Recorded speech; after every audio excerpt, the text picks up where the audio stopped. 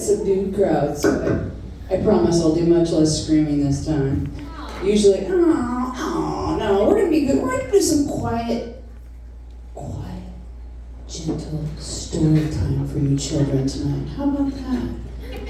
We're gonna take on a little trip to a place that you are all aware of, Redneckville. I was raised very excruciatingly redneck by a man who watched the original Red Dawn as if it was a motherfucking future documentary.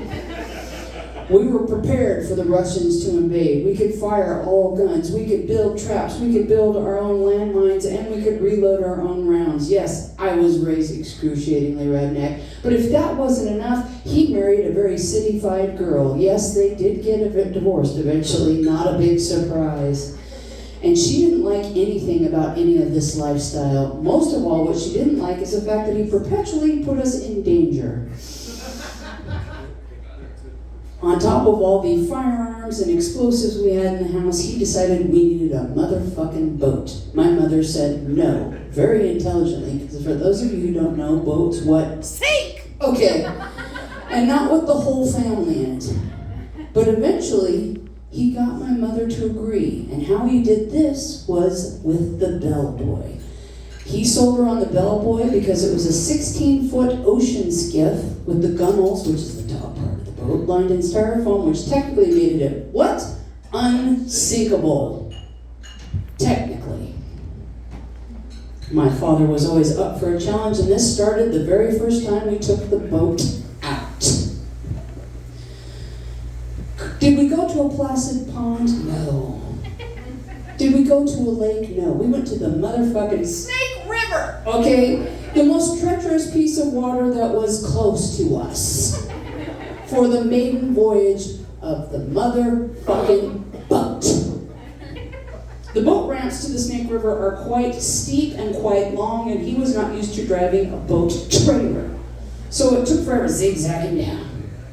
We get the boat, he's zigzagging back up. And I get my height from my father. He didn't walk fast, which is an important part of this story because he left us with the boat to load it up, and we noticed a problem. The boat was filling with water. Because, since it was a new boat and he didn't know this, he had not put in what is called the boat plug. Because large boats get water in them, you need to be able to let the water out when you take the boat out of the water. He had not put this in the first fucking place. So by the time he got all the way down, we had much water in the boat. He's like, fine, we'll just pull it out, it's fine. And he took forever to walk up the boat ramp and forever to back down. So by the time he got back to the boat, it was half full of water. For those of you who failed physics, water is quite heavy.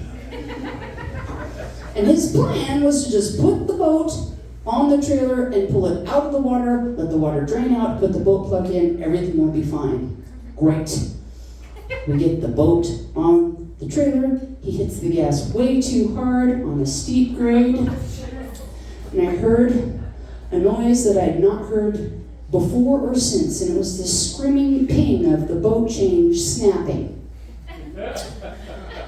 And that boat stood up on its tail and went toot, toot, toot back into the water.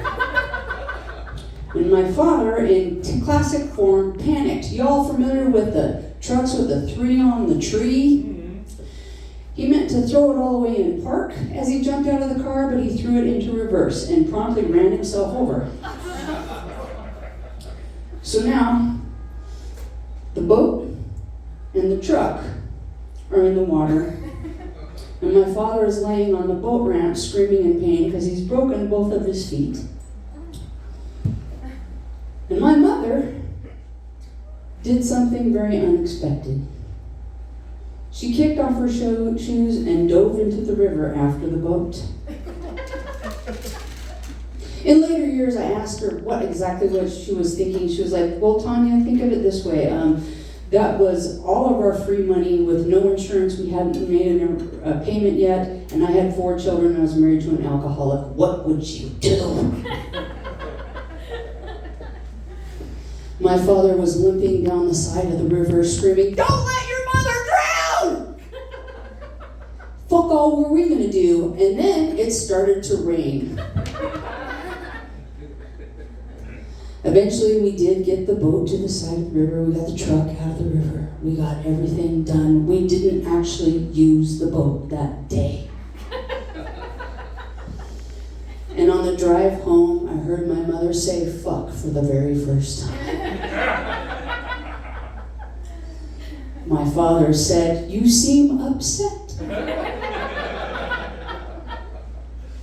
And she responded with, "I'm never getting in that fucking boat again!"